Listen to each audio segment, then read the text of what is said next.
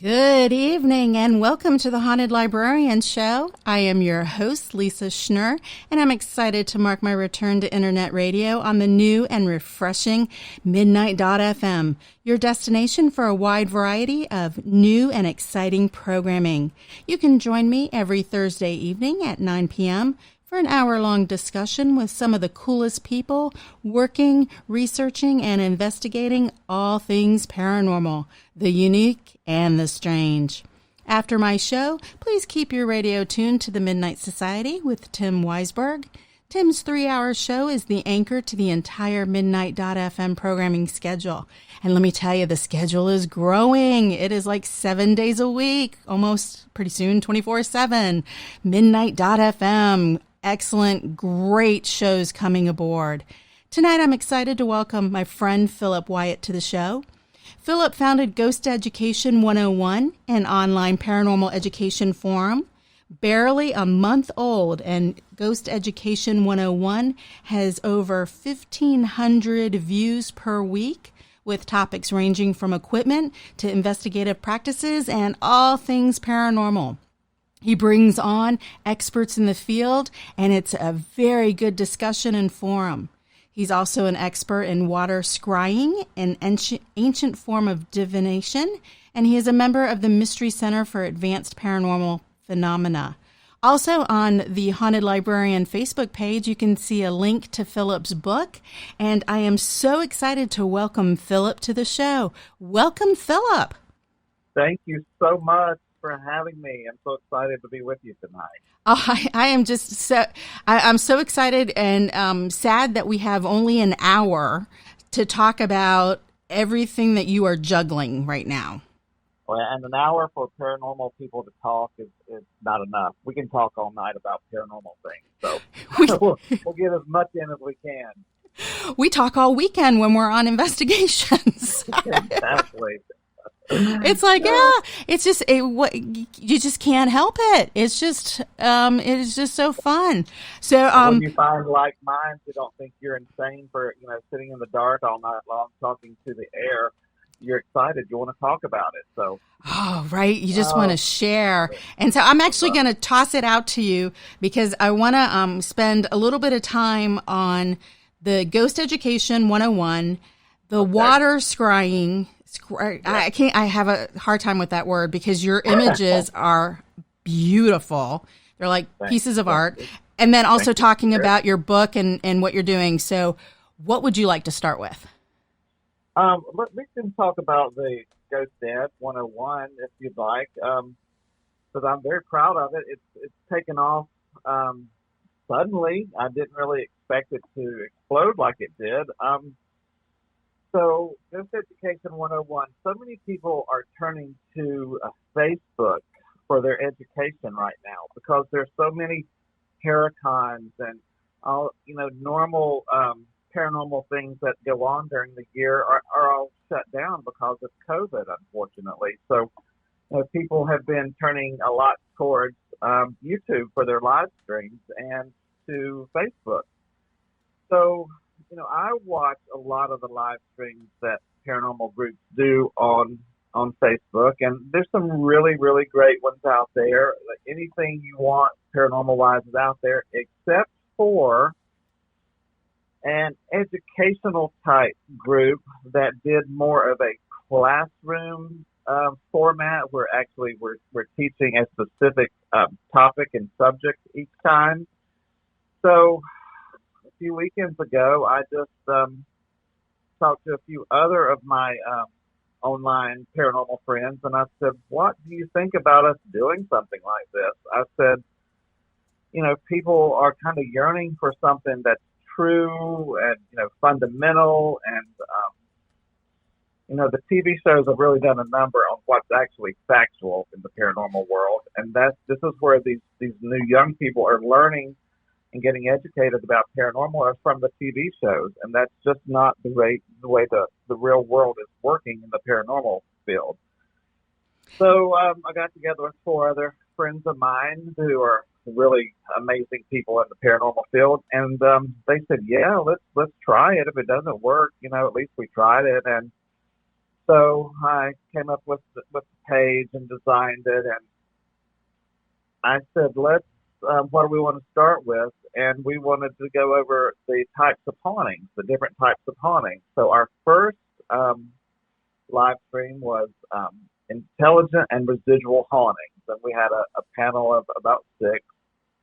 And these people that are our educators are, well, I mean, we've got everything from parapsychologists to one of our educators is a former police detective, but she will be doing a class on how to interview a client, which is going to be amazing, and I'm really excited about it. So we just have some of the best people that are educators. So we did this first live stream, and it just like took off. And then we had other people going, can I be an educator? How do I get on with this? And so it would just kind of take me by surprise. And, it's been really successful. So we're happy to do it. We're happy to share this information and get some of the, the separation between truth and fiction on some of the things. So that's kind of how it all started. That is awesome. And it really is important to actually separate out the entertainment that we see on TV versus the actual investigations. Yeah. And like our now, I was going to say, very rarely do the shows actually go back and film the damage that they've done. No, absolutely not, because that's not going to get their ratings.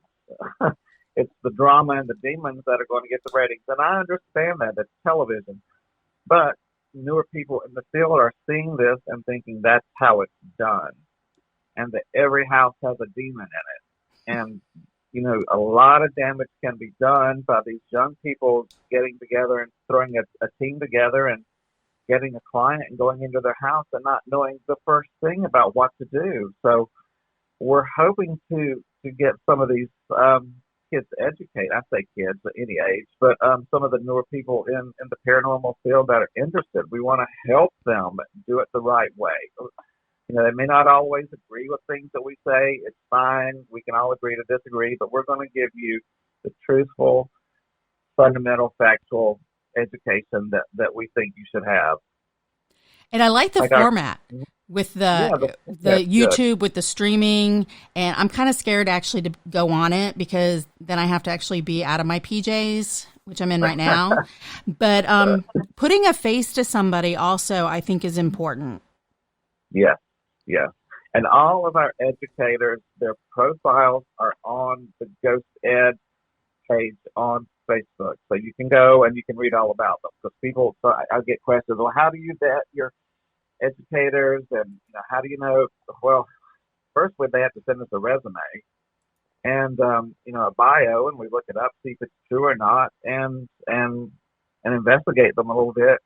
And most of the people that come to us are well known in the paranormal field, so they're good people, or we wouldn't have them. And I just got rid of one because they weren't exactly what they claimed to be, so I just deleted her. So, we're serious about this.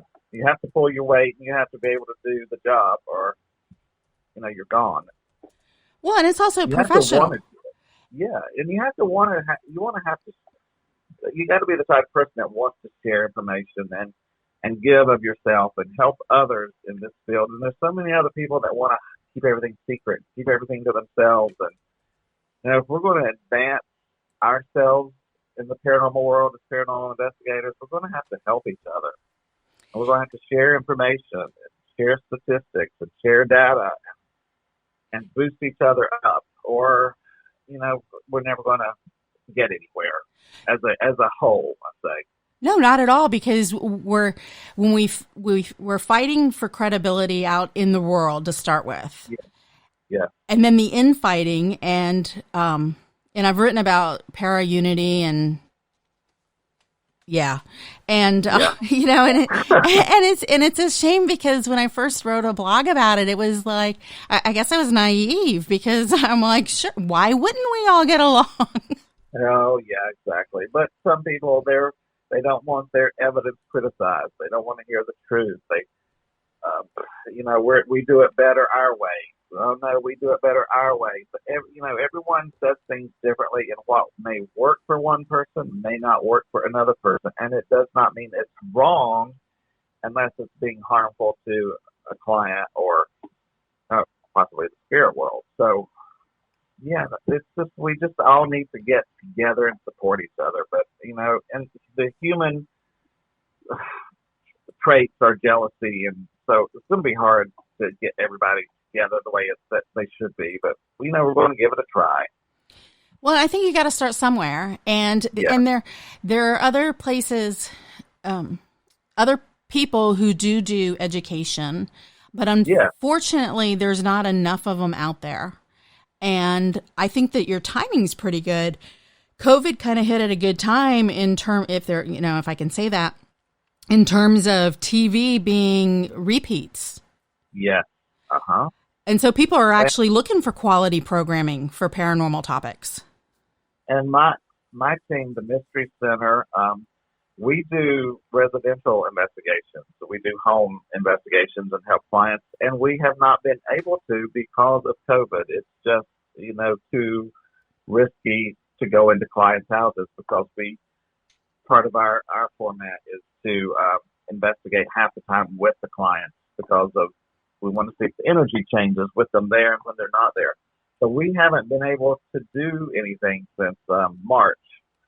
So this also gives me an outlet to stay active and with like-minded people. And I needed something for myself that way. So I'm enjoying it, and I'm so happy others are enjoying it. And there are some other educational groups out there on Facebook. I'm not saying they're not, but there didn't seem to be any that were going over the basics from, you got to learn to crawl before you run a marathon. And there was a lot of those that I were watching. Some of them were so technical and over my head. I'm thinking, well, if I was beginning and I'm listening to this, it would be a turnoff. So, we're starting with like our second live stream was paranormal investigations, procedures, and protocols, starting with client intake when a client calls a paranormal team, and we went all the way through to sending the final report to the client and walked through every step by step. And that went over really well. People absolutely loved that because they didn't know that you're not going in to prove a house is haunted. You're going in to just investigate. You're not going there to prove you have a ghost or a demon, which, they go in assuming that there is one. You're going in to try to find logical, organic explanations for the reported claims that the clients have. And these kids, they don't realize that. They look at it from, I want to find a ghost. Well, yeah. So the basics are very important because a lot of people need to know how to start from the beginning. And that's what we're kind of going for. Well, and I want to walk back one of the comments that I made. There is a new show that I actually talked to you about, Hotel Paranormal, with Dan Aykroyd.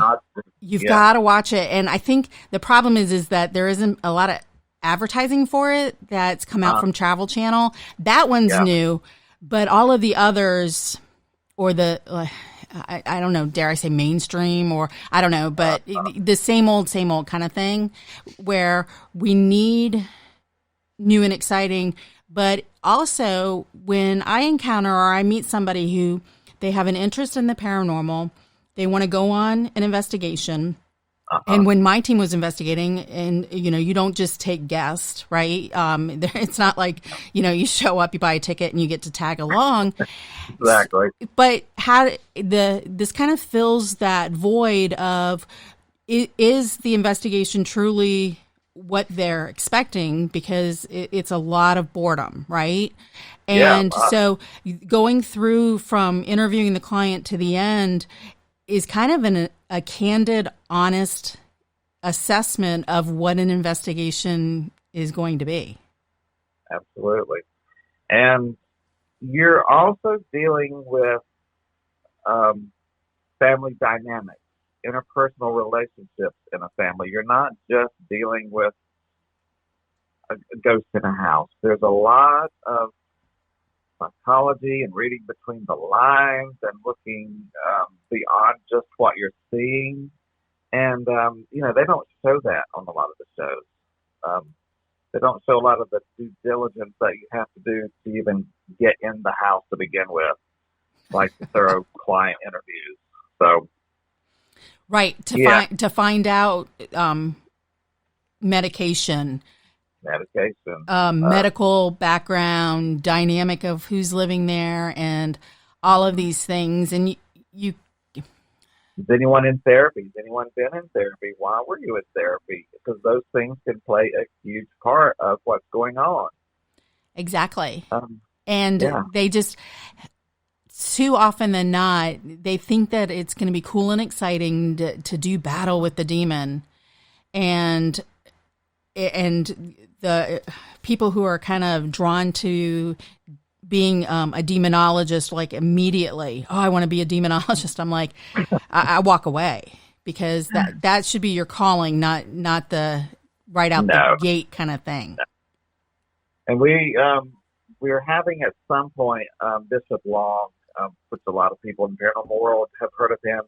He's offered to do us a presentation on demonology, and I said, I really would like you to take the glamour out of it that the TV shows have put into demons, and making them so exciting and glamorous. I said, because if 99% of these people who think they have been dealing with a demon actually would see a real demon, they would probably run and hide screaming for the mothers. I mean, it's not a wonderful, great thing. It's a very, very serious thing. And if you're dealing with a client who may have an undiagnosed mental condition, and you're telling them, oh my gosh, you're possessed, you can do a lot of damage to a person and get yourself into a lot of legal trouble. So there's a lot of clarification that needs to be done on the whole demon aspect of the paranormal world. And it's so unfortunate because because the movies glamorize it. Absolutely. And the TV show, I watched the first season of The Exorcist on Hulu. And I started season 2, but I was like, nah, I mean, I like John Cho and all, but I was like, I just can't do it, because, the priests always have to be like these, good looking, rugged men. And that's not been my experience in the church. And, No. Long's a nice looking man. I have to say. Yeah, right. Or high school. I went to private Catholic high school, and not my experience, right? And so, they make it seem it's too sexy. Yes, exactly. And it all turns out wonderful in the end. I mean, a few people may die in TV, but it's a very serious thing. And I've seen kids on Facebook before doing live stream investigations and saying, oh, we've got a demonic case. I think this is a demonic case. Demonic. It's like, oh my gosh. What? And you're telling your clients this. This is their home. They're calling you in for some clarity and to be comforted and made to feel safe in their home again. And you're going, oh my gosh, I think we've got a demon. And you have to leave. Yeah, that's not what we're here to do. That's not what our job is to do. So, that gets me going when we talk about this. Well, I've seen it. I've seen them do it. I've seen some of these young people do it, and I've had one, text me. This was a couple of years ago. It was like, oh man, we got a demon case that's coming up tonight. And I said, well, what makes you think that? And was telling me a few things. I said, well, have you had a full psychological exam performed on the lady? And was like, well, no, we're probably going to have them do that later. I said, wait a minute. Well, have you had a physical exam to check for brain tumors? Blah, blah, blah. Oh, well, no, we'll probably have them do that after we investigate. And I was like, this is not the way you approach this. And you just don't leave them with that. I think I talked him off the rail on that one. And I said, you can get yourself into a lot of trouble and do a lot of psychological damage if you go into there, and that person may have, an alcohol or drug problem, and no one else knows about it, and you're thinking it's a demon. So, yeah, this is kind of, my little mission is, our little ghost education. We want to help you learn some of these things and make you a better, investigator. That's just. And that's what we'd like to do. And another nice feature too is that it's free to view the stream Free. and to participate, which is nice because at least it's an entry into the discourse community, the discussion. Yeah. And then, where it leads you wherever, but, at least it's accessible. And we also, after we do the live stream, we will upload the video to YouTube, so they're all together in one spot. So you don't have to go, filter through our Facebook page to find the videos. You can go to the YouTube page, which just goes Education 101. And the ones we've done so far are there. I mean, we've only been up for, a few weeks. So I think there's only like 4 or 5 videos on there. But since we've had such a great reception, we want to keep it going. We've got some interesting ones, in the works coming up. It takes a while to plan one of these because it is more educational and more of a teaching format. It's just not an informal discussion. So that's why we're just not doing 2 and 3 a week. I mean, it takes some planning.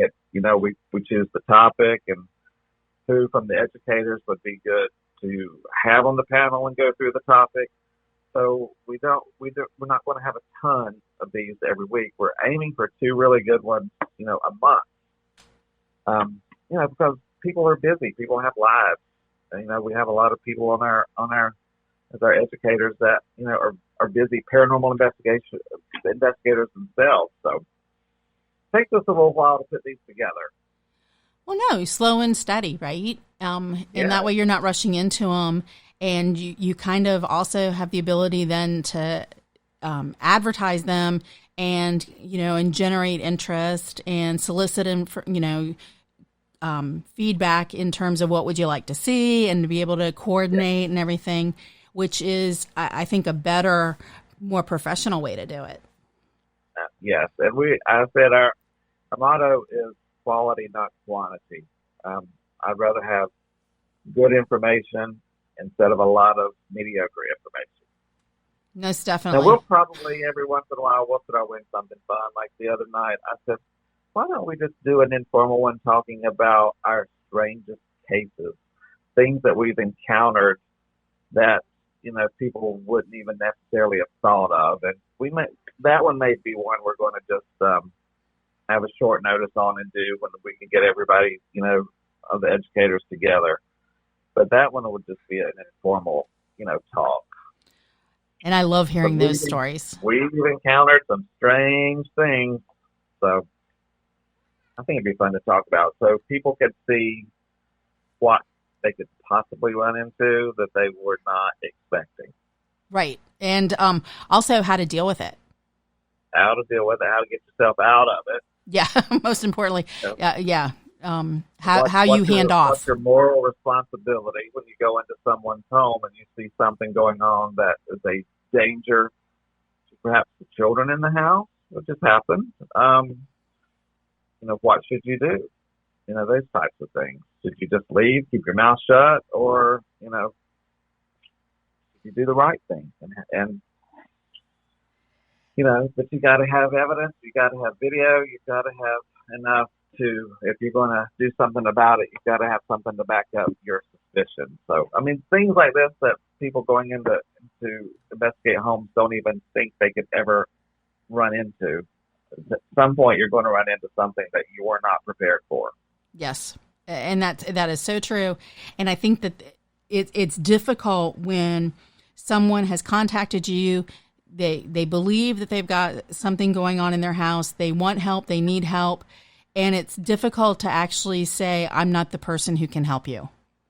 Exactly. Because you want to help. I mean, that's why we do this, because we want to help. And it's hard to say, I don't think, there's anything we can do for you. I mean, the ladies on my team deal a lot with hexes and curses, and which is not my wheelhouse. And there was a lady that she would not listen to all their advice. And finally, I said, you're going to have to just walk away. I said, if they're not willing to help themselves, you're wasting your time trying to help her if she's not going to take your advice. So, sometimes you just have to say, I'm sorry, I can't help you. And sometimes Which is also sad, but by holding on, you're kind of setting yourself or opening yourself up to possible damage. absolutely, yeah.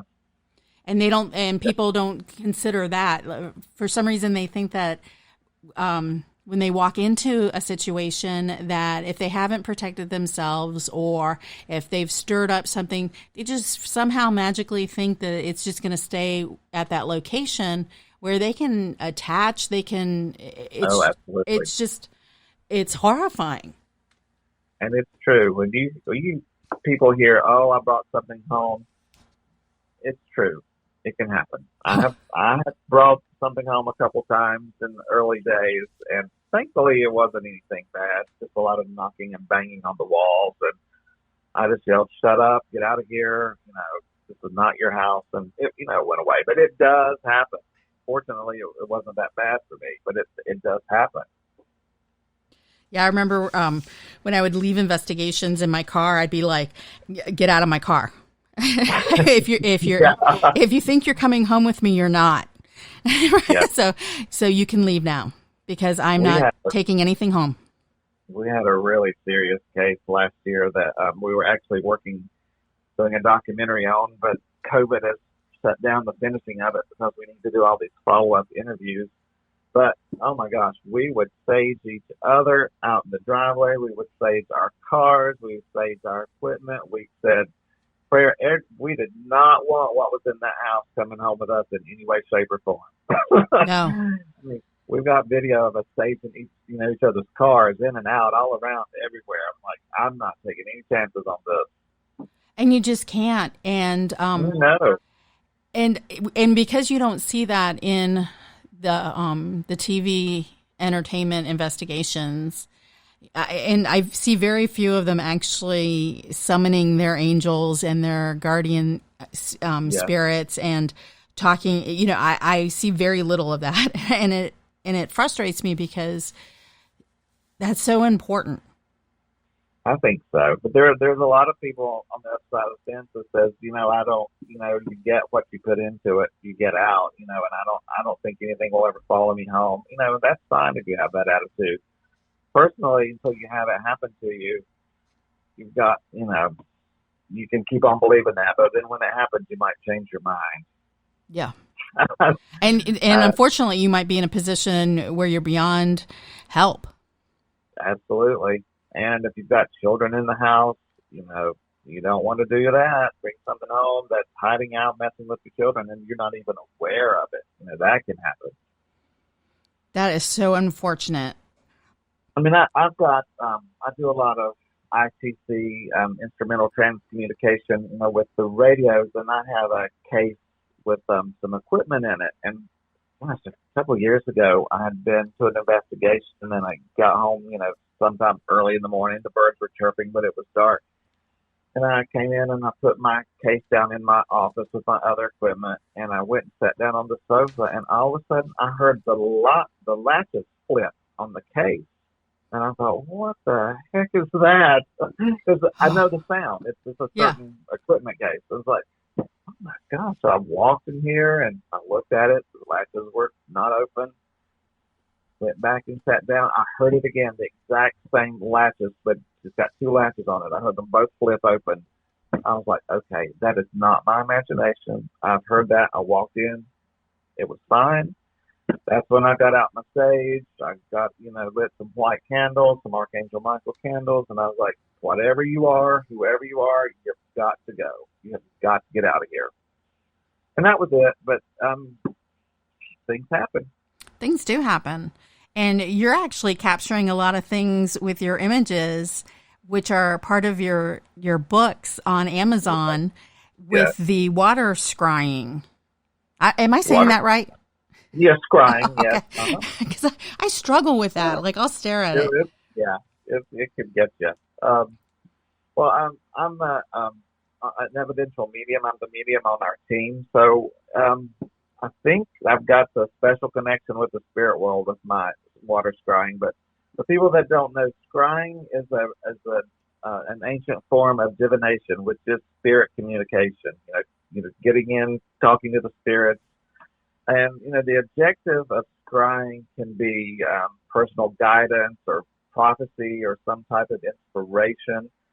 And, you've seen the thing where gypsies look into a crystal ball. That's a form of scrying. Black mirror scrying. You can scry with smoke or water vapors and look for images. But I had always been fascinated with scrying water images that I've seen other people do, and it just fascinates me. But I first started with video loop ITC, trying to get images through the television through video looping. I don't know. And what's that? That's new to me. Okay. Yeah. You hook up a video camera to a screen, like a television screen, computer screen, and you aim the camera at the screen, and you're creating an infinite reality. And so the screen is just going to be looking into itself over and over and over again through the camera lens. And spirits can manifest images on the screen somehow through this. It's like the theory of the static noise that spirit voices come through on ITC. It's sort of the same way with the white static of the televisions or the screens.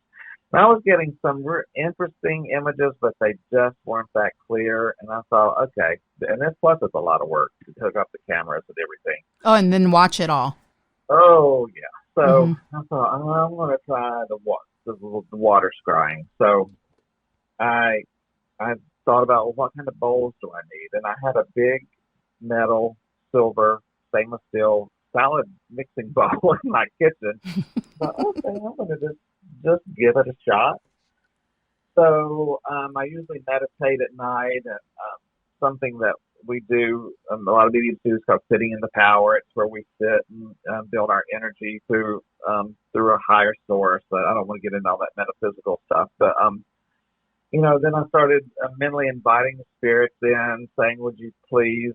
My intention is for you to show your faces in the water, so we can share these images and promote that there is continuation of life after death." And that was my intention. And so I turned on the video camera and put my hand in the water and started moving the water around and talking to the spirits. Please show yourself. Only the highest and best, my angels, my guides, my ancestors. And so did it for about 5 minutes. I thought, okay, now what do I do? So I downloaded it to my computer, and I just started going through it kind of like frame by frame, and these faces were showing up. I mean, a lot of people think, oh, it's pareidolia. Our brains are set to see faces and random objects. And it's like, well, this one's got pupils and teeth, so I don't think that's, I'm imagining that.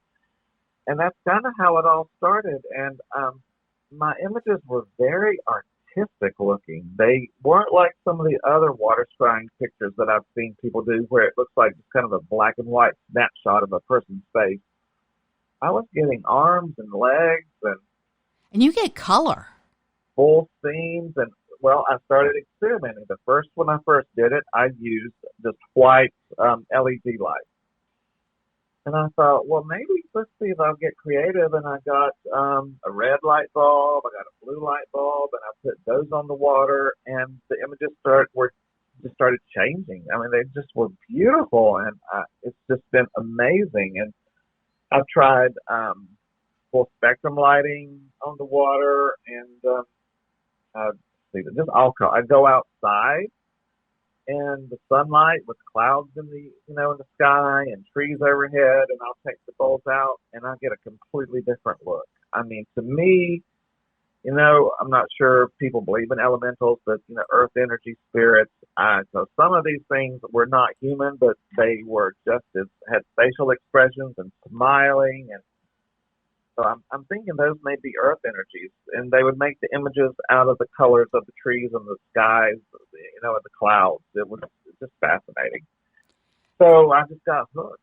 They were just beautiful, and I kept getting more and more of these, and I thought, gosh, I'd just love to have these, compiled in some type of book. in one of my mediumship classes I was in, this one of the students was giving me a reading, and she said, "I'm being told that you've been thinking about about writing a book." And I said, well, kind of, sort of.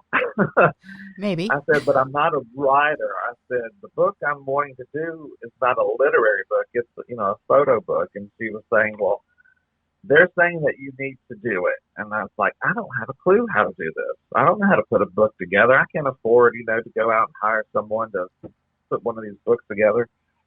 So I thought, well, if, Spirit wants me to do it, they'll help me figure out a way to do it.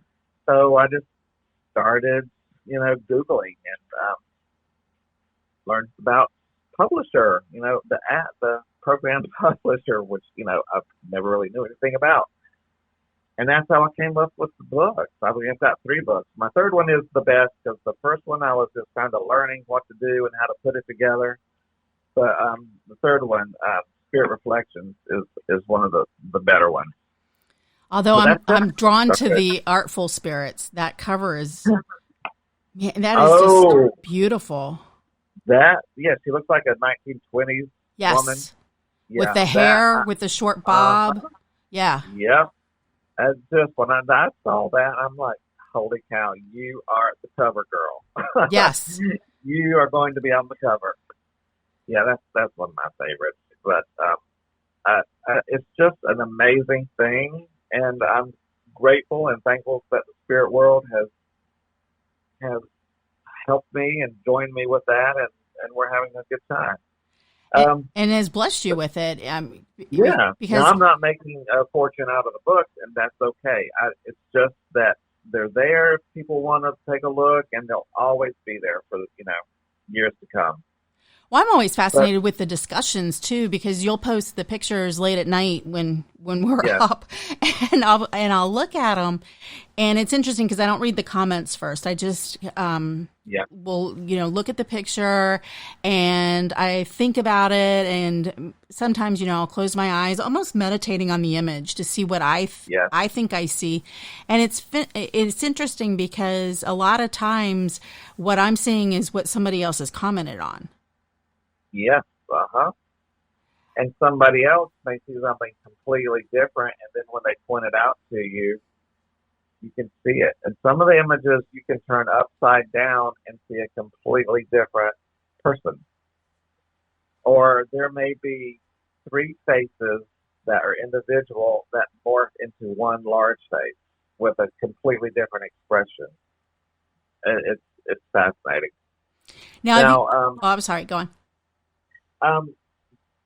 In the beginning, I went through the whole meditating process and the sitting in the power and setting my intention, this whole long process. Now I literally can just pour water, like in my black water cup, and say, Spirit, are you with me? Can you just show yourself? And I get my phone out and I'll just video like my black water glass.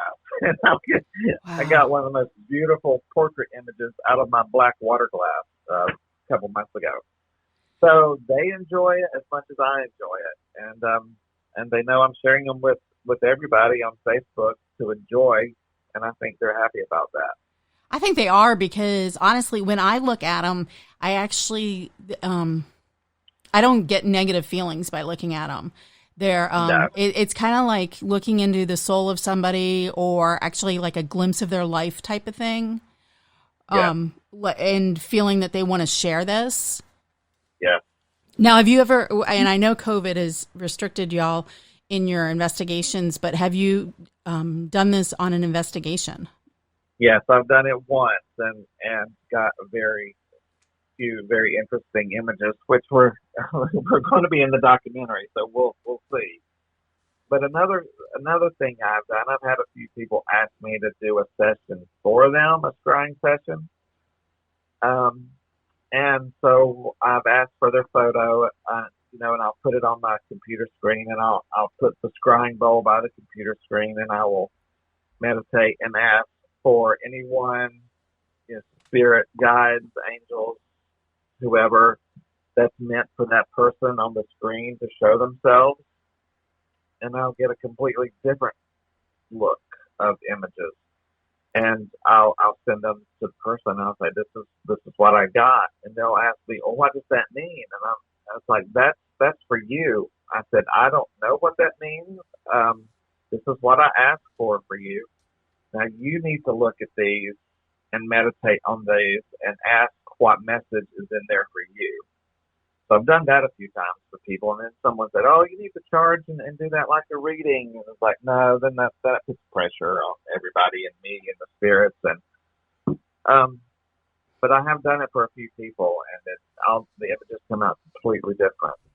And that's interesting because when you're explaining that, my first thought is how in photographs we like to present kind of like our the person we'd like to believe we are, right? Yeah, or an image that we think somebody wants to see. Yeah. In us. Whereas because you pose for the picture and you plan your outfit and how you look, how you're posing, who you're with. And then when you said that the images that you get are different, my first thought was, well, that's how they really are. And I'm kind of waiting for the person to actually look at that and say, yeah, I connect with that. Yeah. And that's the whole purpose. The inspiration is for that person if I'm doing it for someone else. When I'm doing it for me, I'm looking for some type of inspiration for myself. So they have to interpret it however they need it to be for their life. It's a personal thing. Now, there's a question I get a lot is, have I had repeat images, as in like faces? And I've had one child that has come twice. And then I get several images of what appears to be monkeys. Monkeys? And so I look up and I think, well, maybe a monkey is, one of my spirit animals. So there's several. There's one it looks like a monkey holding out his arm, holding a chalice. Wow. It's just fascinating. I'm like mesmerized by that. That is fabulous. But there's none so far that anyone recognized. There was one in the presentation I did for the Afterlife Research and Education Institute group, and one of the ladies said that one of them looked like Saint somebody. She was a nun. A lot of them are, Philip. No, Sorry. I said a nun. A nun. Yeah, a nun. Maybe she's a nut, but and she recognized it as Saint somebody, and I was like, oh wow, okay. Well then, that was meant for you. But I haven't seen any that I've recognized. Like, oh my gosh, that's Aunt Betty, So. Right. Or Elvis. Or Elvis. Now, well, somebody said one of mine recently looked just like Tesla, and I'm like, Tesla, really? And which is funny because I watched the movie about Tesla the week before, so maybe it was. Yeah, and then of course my response is, a lot of people, they all looked alike back then. Back then, mustache and a beard. And exactly, the conformity, hair. Right? Yeah, exactly. Oh, that's funny. That's my water scrying, and it's been a fascinating journey. Now, the little girl is fascinating to me. Do you, as a medium, do you pick up anything about the child, or? Now, which one are you? Wait, which one have you gotten twice? Maybe I misheard you. Oh, the it looks like a baby. A baby. Okay, I just filled in girl. I see. Well, the one image, it almost looks like there's sutures on the side of its head and a hole. And someone said that looks like a bullet hole, and I'm like, oh, okay, well, wow, could be. And then the other image with the same face, you could see it looked like there were like 3 sutures on the side of it, on its head, but I didn't see the round bullet hole. But maybe the child, didn't live a full life here on Earth and just wanted to be remembered.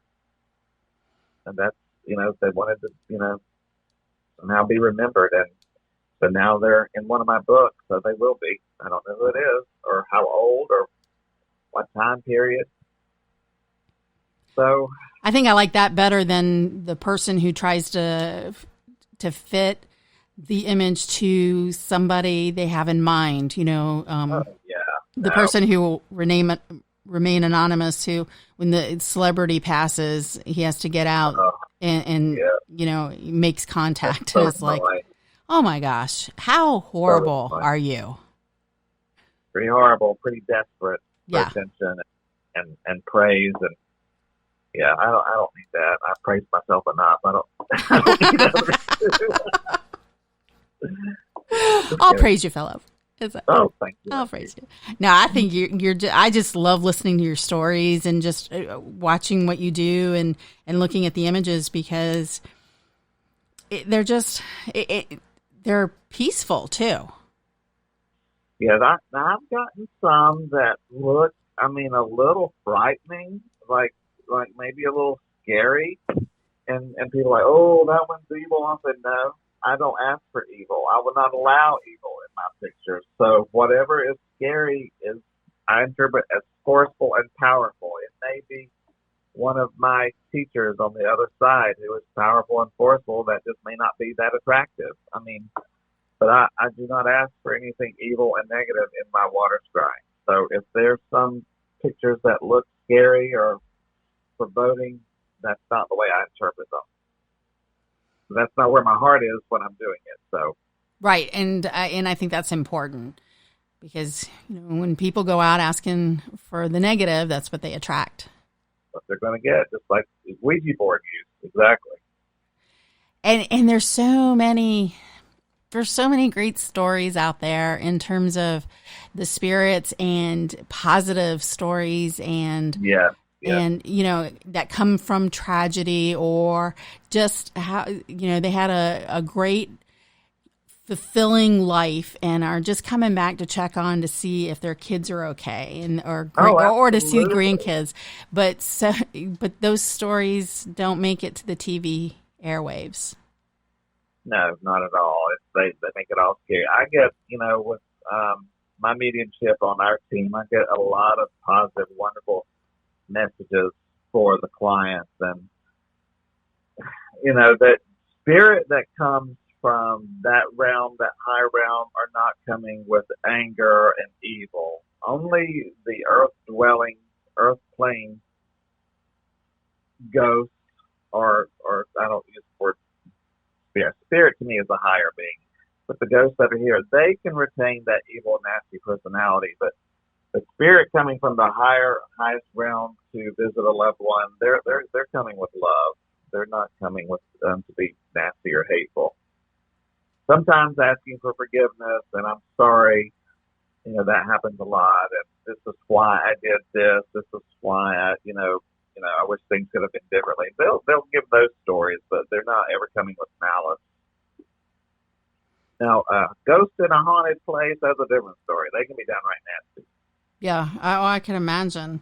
And it's interesting because when I saw you last and you were showing me some of your evidence, your team gets some of the best evidence I've ever seen. Like I said, we can walk into Disney World and probably catch a whole bunch of evidence. I think it's because, the ladies on my team are so highly spiritual. They've dealt with paranormal since they were children. Their father's the one that actually taught them everything. So we're a very spiritual team. I think that makes a difference. Mm-hmm. We do our due diligence for collecting scientific data, all that stuff. We do that. But there is a certain sort of spirituality with the people in our group.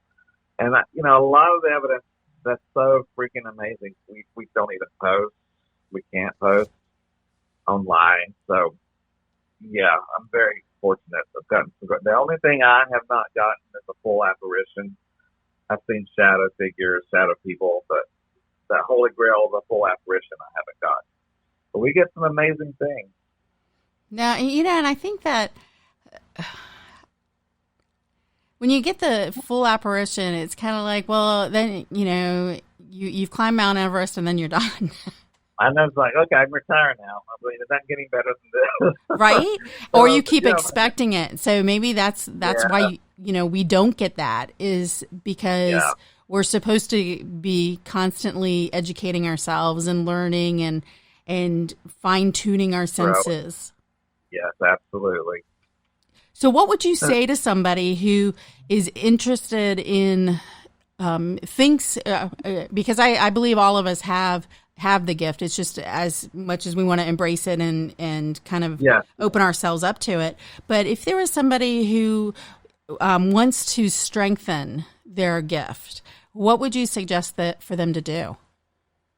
Well, first, be very careful of all the people out there offering, a weekend certified certificate of mediumship if you pay, $800 for a weekend.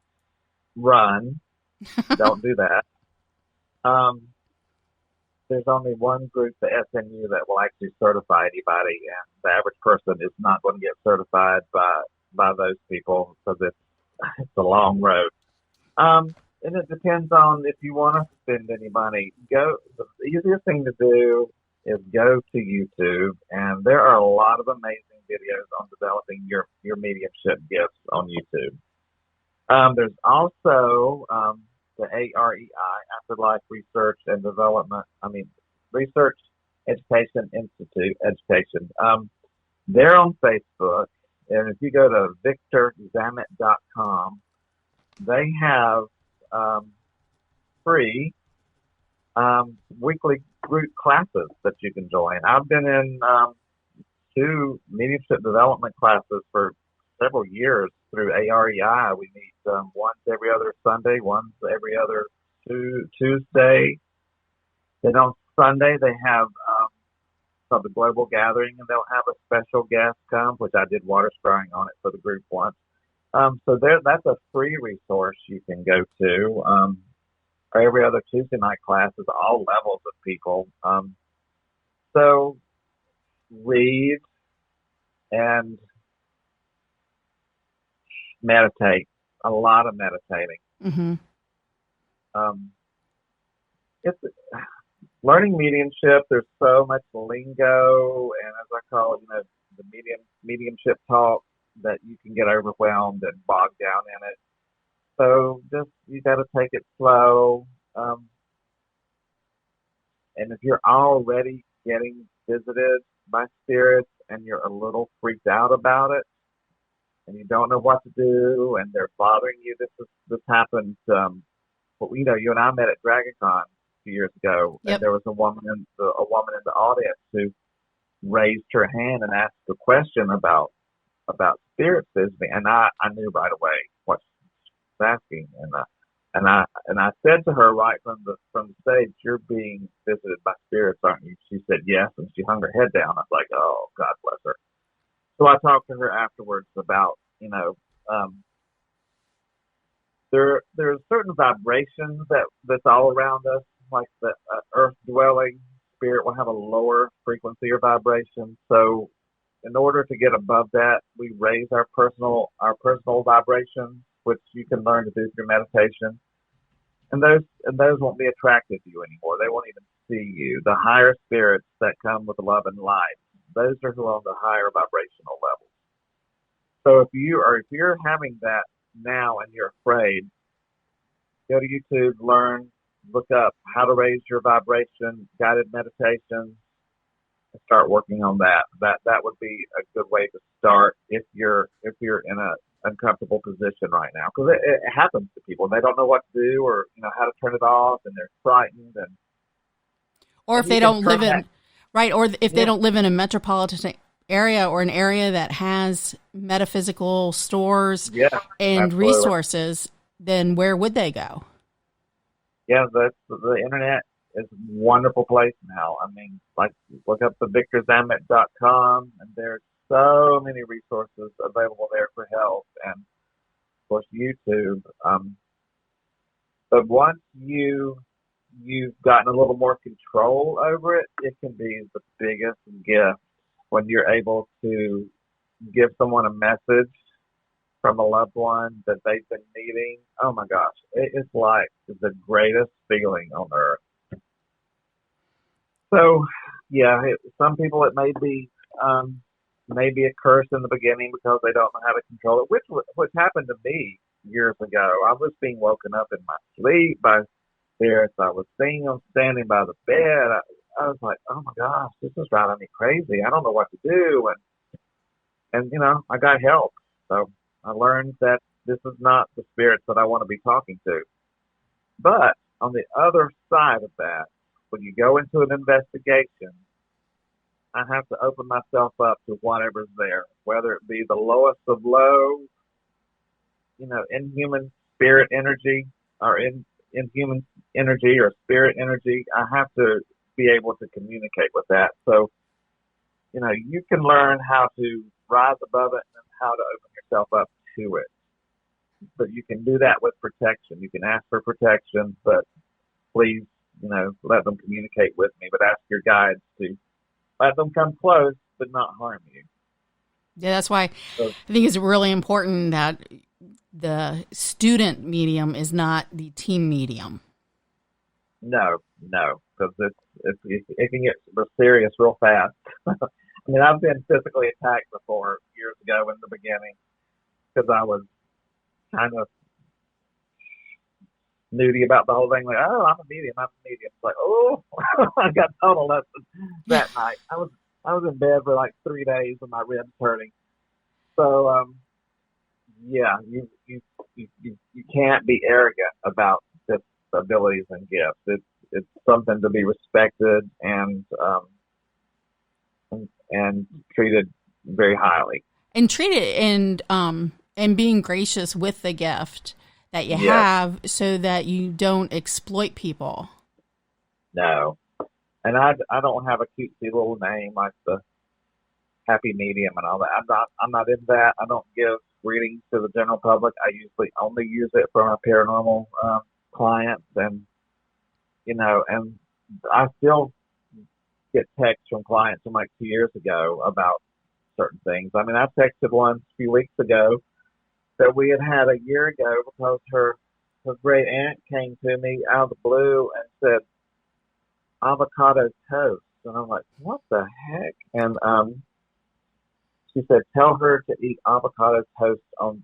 She had told me before to tell her to use the good china, that they're not just for looking at. And I gave her that message, and she said, oh my gosh, I inherited her china and I've just put it in there in the cabinet and it's just sitting there. I said, she wants you to use it.